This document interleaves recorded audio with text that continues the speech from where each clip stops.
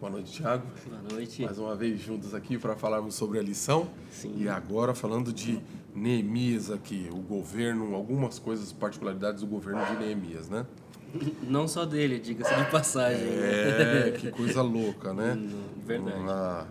Uma intenção aqui grande aqui do povo, dos mais abastados financeiros, de menosprezar os menos favorecidos. E Jesus, quando veio aqui, ele deixou esse exemplo muito claro, que ele era muito a favor desses favorecidos, né? Não que não fossem dos ricos, mas os menos favorecidos eram em prol deles, que ele passava muitas orientações, protegia. E a lição vem falando algumas coisas sobre essa questão, né? Transgredindo o espírito da lei. Até coloquei aqui que Neemias, ele governava e ele não concordava com muitas coisas que aconteciam. Sim. Né? Ele não tinha... É engraçado que Neemias, ele não estava em paz com o que estava acontecendo, mas ele também não se calava. Sim. Ele levantava a voz, ele ia...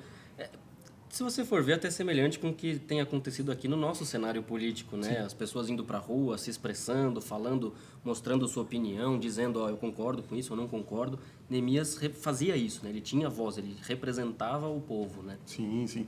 E tem uma particularidade da lição aqui que diz que, além de ele ser representante, ele dava o exemplo. Sim. Que eu acredito que esse é um fundamento principal para o cristão. Mais do que falar é dar o exemplo, né? Tem uma citação até aqui no decorrer da lição que eu vou ler sobre esse fato específico que Neemias ele deu o exemplo, né? Para depois ele cobrar, né? Dos líderes aqui. Então, aqui eu coloquei algumas anotaçõezinhas que favorecem, né? As escrituras nos advertem e fazer nossa parte no auxílio aos necessitados e de acordo com nossas possibilidades. Caso contrário, não podemos ser chamados de cristãos. A gente muitas das vezes prega, mas é difícil alguém abrir o seu coração ou dar uma oportunidade se ele estiver passando por alguma necessidade, ou física ou de saúde. Existe aquele lema, né, eu ensino a pescar, mas eu não dou peixe. Cara, para quem tá morrendo de fome, você precisa dar o peixe. Sim. Se você não der o peixe, o cara morre. Sim. Ele não tem tempo de aprender, a curva de aprendizado. Isso é maluquice. Sim. Você precisa dar o peixe, você precisa ajudar, você tem que estar junto. E assim você mostra na íntegra, na prática, o amor de Deus, né? Sim. Porque não adianta você pegar a lição, pegar a Bíblia, espírito de profecias, mas a sua conduta diária na necessidade da pessoa, você deixa para lá e desvaloriza. Isso é secundário. Ele vai ter oportunidade, sim, de ouvir, mas vamos sanar ali o problema inicial, né? Me vem até à mente aquela citação bíblica de que fala de Pedro saindo do templo, né? O paralítico pergunta, né? Fala assim, você não tem um trocado, não tem alguma coisa para me dar? Ele fala assim, olha, meu querido, eu não tenho nada, mas o que eu tenho, eu te dou. Levanta e anda, né? Uhum. Não que nós vamos sair por aí fazendo milagres à torta e à direito, mas aquilo que a gente tem condição de fazer, faça. Sim. Se você tem condição de ouvir uma pessoa que está precisando de um ombro amigo, ouça. Se você tem condição de doar, doe. Literalmente. Às vezes as pessoas pensam que você só pode ajudar com dinheiro. Não, hoje em dia, nos tempos de hoje, falta muito esse ombro, esse tempo, disponibilidade para você ouvir o que a pessoa tem a dizer. Né? Então, não necessariamente precisa de dinheiro. Né? Eu ouso dizer que até assim... o maior bem que nós temos hoje em dia é o tempo. Sim. Ele vale, inclusive, mais do que dinheiro, propriamente dito. Principalmente quando falta saúde, né? O médico te dá um diagnóstico e diz, você tem tanto tempo, você queria prolongar. E o dinheiro que você tem, os bens que você tem, não consegue prolongar. Não vai fazer diferença. Não. No máximo vai dar conforto. Sim. Mas não vai mudar a situação. Não muda, infelizmente. E o povo aqui, ele estava estressado. O povo estava inquieto. E tinham muitas queixas, né?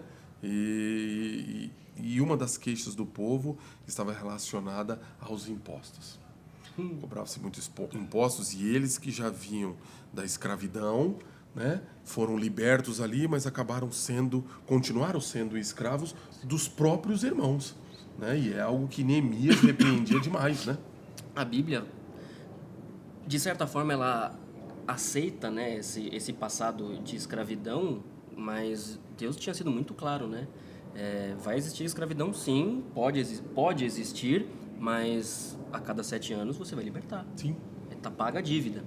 É como querer dizer assim, ó, o que tinha pendente aí já acabou, já foi quitado, já está resolvido, não tem mais por que você ficar nessa. E aí eles estavam sendo vendidos por escravos, como escravos para o Império Persa, né? Sendo comprados e se tornando escravos dentro da sua própria nação. Dentro de casa. Dentro de casa. Sofrendo nas mãos dos próprios irmãos. E os irmãos aproveitando a questão da fome, né? E aí aproveitaram disso para fazer com que as suas vontades próprias forem privilegiadas e deixaram de olhar com amor cristão. Né? E aí a queixa do povo era essa, né? Saímos dali de escravos, passamos para cá e continuamos a ser escravos dos próprios irmãos. Sim. E é o que você disse, aí vem Jesus e aí contradiz tudo aquilo, né? O que eu acho legal, você falou que Neemias ele fazia as coisas, né? Ele dava o exemplo. A lição traz isso, né? Quando eu disse que é parecido com o cenário político brasileiro, do pessoal indo à rua, dando sua voz, é parecido, mas nem tão parecido, porque Neemias ele era o governante, né? Ele estava à frente do povo, não era um movimento popular apenas. Era literalmente um governante ouvindo o movimento popular. Acho que não é nem ouvindo, acho que começando um movimento popular, né? Porque o povo estava sendo oprimido, o povo estava sofrendo, ele viu aquilo e falou, não, chega. Eu vou falar, eu vou fazer. E a lição comentou algo que para mim é super novo, né? Fala que Neemias provavelmente empobreceu com o tempo. E você pensa, né? Poxa, o cara entra na política, deveria estar ganhando um dinheiro, ele estava representando o povo no império. Poxa, ele devia, né, enriquecer com o tempo. E Neemias, a lição traz que Neemias termina mais pobre do que quando ele começou. Dividindo os seus bens, né? Ele abriu mão de muita coisa, né? Ele pagou a libertação de escravos, comprou a liberdade de escravos dos seus irmãos. Aí volta a questão do exemplo, né? Mais do que você dizer para quem tem que fazer, você dar o exemplo como é que se faz, né? A Bíblia, quando diz, né, ensina o menino, ensina a criança no caminho em que deve andar, é muito didática, né? Ela não está falando assim, ó, mostra para ela qual que é o caminho, aponta para ela por onde ela precisa ir. Não, a Bíblia fala, ensina no caminho em que ela deve andar. Você tem que estar ali do lado, fazendo juntos, percorrendo aquela trilha. Sim. E Neemias fazia isso, né? Gente, é assim que tem que ser feito, precisa ser feito assim, a gente precisa cuidar um dos outros, a gente precisa se amar. Essa é a essência da lei, né? A essência da lei. E aí o povo pegou a lei e acrescentou uma série de particularidades que eram de seus interesses e aí deturpou um pouco. Aí o povo se rebelou, né? Não tem dúvida. Contrário, como diz segunda-feira aqui, contrário ao espírito da lei. Sim. Né?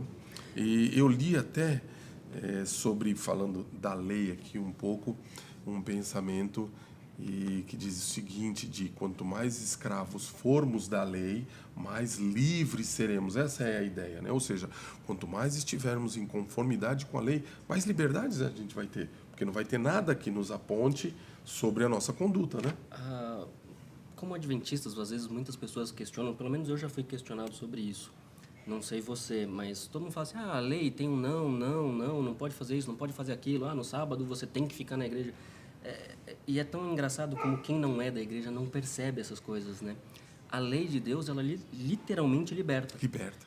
O pessoal fala tanto, né, do direito trabalhista, de férias. O sábado é uma mini férias na semana, né? Você pode deleitar, curtir. Para nós que frequentamos a igreja, vamos na igreja, encontramos amigos. Que prazer que não é, né? Estudem a lição, tem muitas coisas boas, muitos detalhes, alguns detalhes importantes que você só vai perceber lendo. Só lendo, não só mesmo estudando. Por isso que a gente convida, pegue a lição, leia, estude e adquira mais conhecimento. Amém.